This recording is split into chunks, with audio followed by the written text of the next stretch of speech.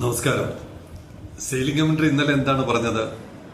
കേരളത്തിലൊരു കപ്പൽ ഉടമകളുടെ അസോസിയേഷൻ ഉണ്ടാകാൻ ഇനിയും ഒരു 50 വർഷം വേണ്ടി വരുമെന്ന്. സെയിലിംഗ് മന്ത്രിയെ പോലൊരു മണ്ടൻ. ഇന്നത്തെ പരിപാടി നമുക്ക് ആരംഭിക്കാം.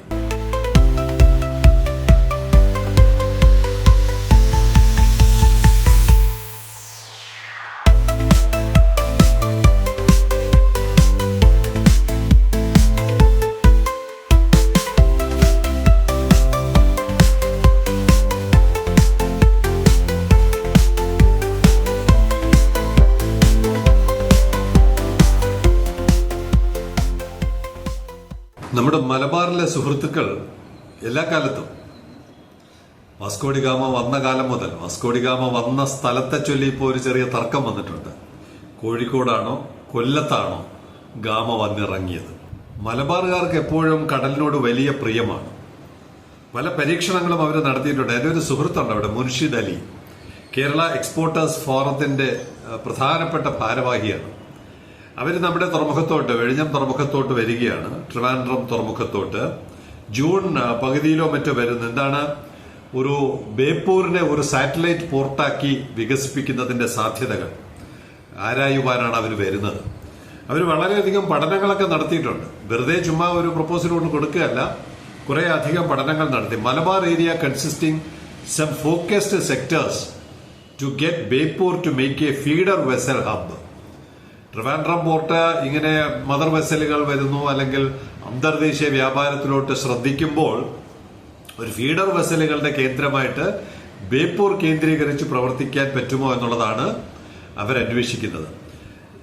സെയിലിംഗ് മന്ത്രി അല്ല, ബിമാക് കഴിഞ്ഞ 30 വർഷത്തെ പ്രചരണത്തിനിടയിൽ എപ്പോഴും പറഞ്ഞിട്ടുള്ള കാര്യമാണ്, നമ്മുടെ തുറമുഖം ആക്റ്റീവ് ആകുന്നതോടുകൂടി കേരളത്തിലെ മറ്റിതര തുറമുഖങ്ങളെല്ലാം സജീവമാകും. തങ്കശ്ശേരി ആയാലും ബേപ്പൂരായാലും അതുപോലുള്ള നമ്മൾ ചെറുതെന്ന് കരുതുന്ന അഴീക്കൽ എല്ലാം സജീവമായ പ്രവർത്തനത്തിലോട്ട് കടക്കുമെന്ന് പറഞ്ഞതിന്റെ തുടക്കമാണ് ഇപ്പോൾ മലബാറിൽ നിന്നൊരു ഡെലിഗേഷൻ ട്രിവാൻഡ്രം പോർട്ടിലോട്ട് വരുന്നത്.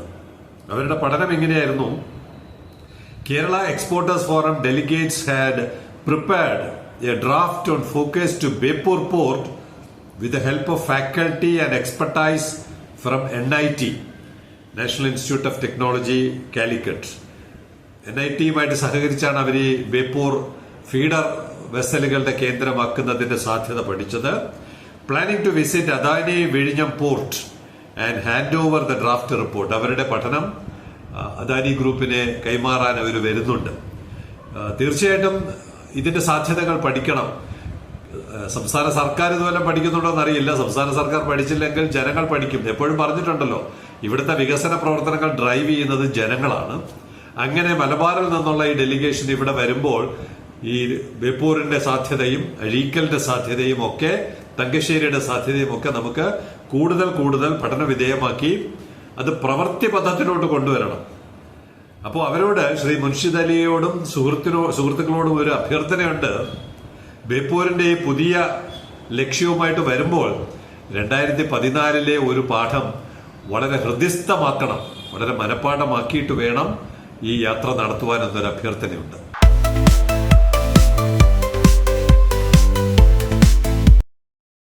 പതിവ് പോലെ മൂവാറ്റുപുഴക്കാരൻ ജിഷ്ണുവാണ് സെയിലിംഗ് മന്ത്രിയെ ഓർമ്മപ്പെടുത്തിയത്.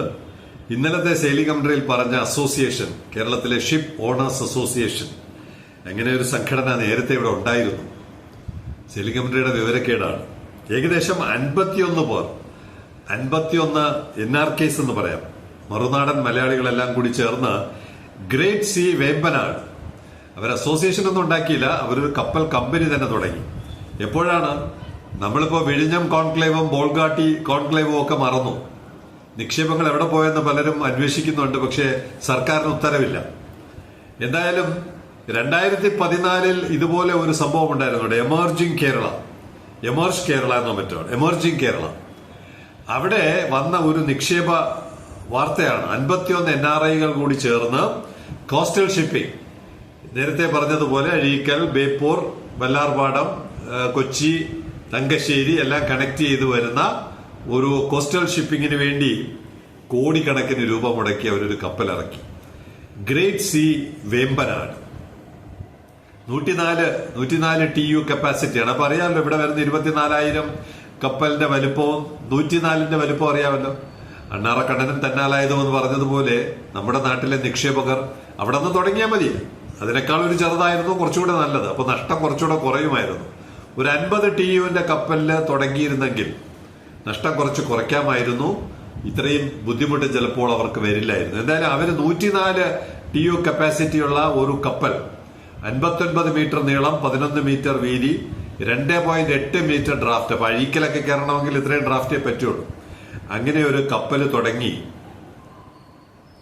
ലാസ്റ്റ് നോൺ പോർട്ട് കൊച്ചി, ആ കപ്പലിന്റെ ഏറ്റവും ഒടുവിലുള്ള AIS സിഗ്നൽ അനുസരിച്ച് 2019 യാത്ര അവസാനിപ്പിച്ചു. പിന്നീട് മനസ്സിലാകുന്നത് ഇത് ഒരു വിൽക്കാനിട്ടിരിക്കുകയാണ്, debt tribunal. The Great Sea Vembanad, a general cargo ship registered in India, was ordered to be sold by the Debt Recovery Tribunal in September 2021. 4 വർഷം മുമ്പ് കട അടച്ചുപൂട്ടി, കപ്പലും അടച്ചുപൂട്ടി. ഇതാണ് കേരളത്തിൽ ഒരു വ്യവസായം അല്ലെങ്കിൽ ഒരു ബിസിനസ്, അതിന്റെ ഭാവി എന്തായി തീരും എന്ന് കൃത്യമായി നമുക്ക് രേഖപ്പെടുത്തി വെച്ചിരിക്കുകയാണ്. നമ്മുടെ ഇവിടെ പിതൃത്വവും മാതൃത്വവും അവകാശപ്പെടുന്നവർ ഈ അനാഥ കുഞ്ഞിന്റെ, ഈ ഗ്രേറ്റ് സി വേമ്പനാടിന്റെ പിതൃത്വം എന്താണ് അവകാശപ്പെടാത്തത്? ശ്രീ ഉമ്മൻചാണ്ടിയാണ് ഫ്ളാഗ് ഓഫ് ചെയ്തിരിക്കുന്നത്. അദ്ദേഹത്തിന് ഇതിന്റെ പിതൃത്വം ആവശ്യമില്ല. അപ്പോ ഇങ്ങനെ എമർജിംഗ് കേരളയിൽ വന്ന ഒരു പ്രൊജക്ട് 51 NRIകളെ കുത്തുപാള എടുപ്പിച്ച് ഇപ്പൊ കട ഏകദേശം 45 കോടി രൂപയാണ് കൊടുത്തു തീർക്കാനുള്ളത്. അങ്ങനെയുള്ള വളരെ വിഷമം തോന്നുന്നുണ്ട്. ഈ കഥ റിപ്പോർട്ട് ചെയ്യുമ്പോൾ വളരെ വിഷമം തോന്നുന്നുണ്ട് കേരളത്തിൽ നിക്ഷേപം നടത്തുന്നവരുടെ ഒരവസ്ഥ. അവർക്ക് ഗവൺമെന്റ് കൊടുക്കാമെന്ന് പറഞ്ഞ യാതൊരു ഉറപ്പും യാതൊരു കാര്യവും അവർ ചെയ്തു കൊടുത്തില്ല. Even cranes were not available in several places to unload goods. കപ്പലിറക്കാൻ മുഖ്യമന്ത്രി ഫ്ളാഗ് ഓഫ് ചെയ്തിട്ട് ഈ കപ്പല് തുറമുഖത്ത് അടുക്കുമ്പോൾ അവിടെ ഒരു ക്രെയിന് പോലുമില്ല. ഈ കോമാളി വേഷം എന്ന് കേട്ടിട്ടില്ലേ? ഇതാണ് കേരളം. മുഖ്യമന്ത്രി ഉദ്ഘാടനം ചെയ്ത പരിപാടിക്ക് ചരക്കിറക്കാൻ ക്രെയിനില്ല. അങ്ങനെ പാവപ്പെട്ട അവരെ കുത്തുപാള എടുപ്പിച്ച് ഇപ്പൊ മുനമ്പത്താണെന്ന് തോന്നുന്നു, എറണാകുളം മുനമ്പത്ത് കപ്പലുണ്ടോ ഇല്ലയോ എന്ന് ഏറ്റവും ഒടുവിലത്തെ അറിയില്ല. 2019 വിവരമാണ് നമുക്ക് AIS പ്രകാരം കിട്ടുന്നത്. The Great Sea Shipping Limited has been caught in a huge debt of rupees 45 crore. The project was started in 2014 as part of Emerging Kerala. ഇപ്പോ ഈ പറഞ്ഞ പോർട്ടുകൾ, cargo traffic catering around Beypore, Azhikkal, Kochi and Kollam was the aim of the project. ഇതാണ് ഇപ്പോൾ June 13 വരുന്നവരോട് പറയുവാനുള്ളത്. ഈ great see വേമ്പനാടിന്റെ കഥ നല്ലവണ്ണം ഒന്ന് പല ആവർത്തി വായിച്ചു പഠിക്കണം. ബേപ്പൂരിനെ സാറ്റലൈറ്റ് പോർട്ടാക്കാൻ ശ്രമിക്കുമ്പോൾ സർക്കാരിൽ നിന്ന് എന്തൊക്കെ പരിഗണന കിട്ടും, എന്തൊക്കെ പിന്തുണ കിട്ടും? ദയവ് ചെയ്ത് നിങ്ങൾ സർക്കാർ എന്തെങ്കിലും ചെയ്യുമെന്ന് കരുതി അധ്വാനിച്ചുണ്ടാക്കിയ, കഷ്ടപ്പെട്ടുണ്ടാക്കിയ പണം കൊണ്ട് നിങ്ങൾ വെറുതെ വെള്ളത്തിൽ കലക്കി കളയരുത്. കേരളത്തിൽ എന്തെങ്കിലും ചെയ്യുമ്പോൾ 100 വട്ടം ആലോചിക്കണം. ഇവിടെ വ്യവസായ വകുപ്പ് കണക്കുകൾ പറയും 10 ലക്ഷം സ്ഥാപനങ്ങൾ തുടങ്ങി, 12 ലക്ഷം സ്ഥാപനങ്ങൾ തുടങ്ങി. എന്ത് സ്ഥാപനമാണ് തുടങ്ങുന്നത്? ബാർബർ ഷോപ്പും ഷേവിംഗ് സെറ്റ് വെച്ചുകൊണ്ടിരിക്കുന്നവരുടെയൊക്കെ സ്ഥാപനങ്ങളാണ്. ബേക്കറി, തട്ടുകട, കപ്പലണ്ടി കച്ചവടം, ഇതെല്ലാമാണ് നമ്മുടെ വ്യവസായ വകുപ്പിന്റെ സ്ഥാപനങ്ങൾ. അങ്ങനെ 13 ലക്ഷമല്ല, ചിലപ്പോൾ അതിൽ കൂടുതലുണ്ടാവും. ഇവിടെ എമർജിംഗ് കേരളയിൽ വന്ന കോടിക്കണക്കിന് രൂപ മുടക്കിയ കേരളത്തിലെ ആദ്യത്തെ കമ്പനി എന്നാ പറയുന്നത്. കേരളത്തിലെ ആദ്യത്തെ കോസ്റ്റൽ സർവീസിന് ശ്രമിച്ച കപ്പൽ ദയനീയമായി പരാജയപ്പെടുമ്പോൾ ആ പരാജയത്തിൽ നിന്ന് പാഠങ്ങൾ ഉൾക്കൊണ്ടിട്ട് വേണം എന്റെ പ്രിയപ്പെട്ട സുഹൃത്ത് മുൻഷിദ് അലിയും അദ്ദേഹത്തിന്റെ സുഹൃത്തുക്കളും പുതിയ സംരംഭത്തിലോട്ട് കാലെടുത്ത് വെക്കുവാൻ.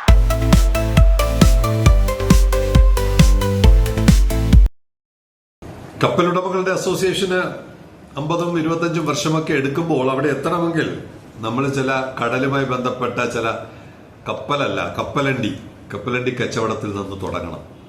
ഇന്നലത്തെ സെയിലിംഗ് കമന്ററി കണ്ടിട്ട് ഒരു അമൽ ഫിലിപ്പ് ഖാനയിൽ നിന്ന് എഴുതുന്നു. അദ്ദേഹം വെച്ചിരിക്കുന്ന myself Philip and I am working in Ghana. If anyone want to buy cocoa from Ghana, please comment me. Here is the world's famous cocoa. Surely it's good business and here is very cheap. പ്രേക്ഷകർക്ക് ആർക്കെങ്കിലും cocoa ഉൽപ്പന്നങ്ങളിൽ താല്പര്യമുണ്ടെങ്കിൽ ശ്രീ അമൽ ഫിലിപ്പുമായി ബന്ധപ്പെടാൻ ശ്രമിക്കുക. ഇങ്ങനെയുള്ള ചെറിയ ചെറിയ കാര്യങ്ങളിൽ നിന്ന് നമുക്ക് തുടങ്ങാം.